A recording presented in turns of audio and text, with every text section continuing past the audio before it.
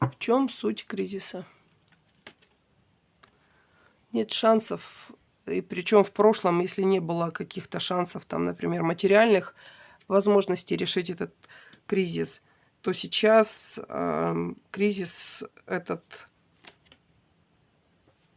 по работе. У кого-то нет возможности роста в зарплате, у кого-то нет возможности роста в должности. У мужчины здесь, у вашего мужчины или мужчина, который смотрит, это у вас такой кризис. И не знаете, как поступить, нет, даже не можете придумать, что можно сделать, чтобы вот изменилась ситуация. Может быть, давно на рабочем месте и на своем месте, много работаете, а не можете выйти из тупика. Вот этот вот, знаете, слишком много сил вкладывается, а платят слишком мало. Нужно завершать, что советуют вам, нужно завершать эту ситуацию.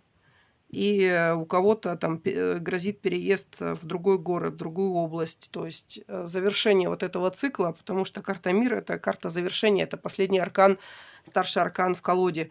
То есть нужно завершать этот этап. Все, уже нет, шансов не будет. Вам говорят, вот тот, кого это интересует именно по работе, здесь именно не старые друзья, не старые связи, не действия по-старому, не замалчивание своей проблемы ничего не поможет.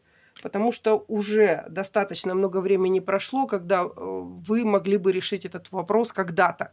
Сейчас и на будущее. Сейчас нет выхода, а на будущее просто дальше будете себе давить на больную мозоль. Вот и все.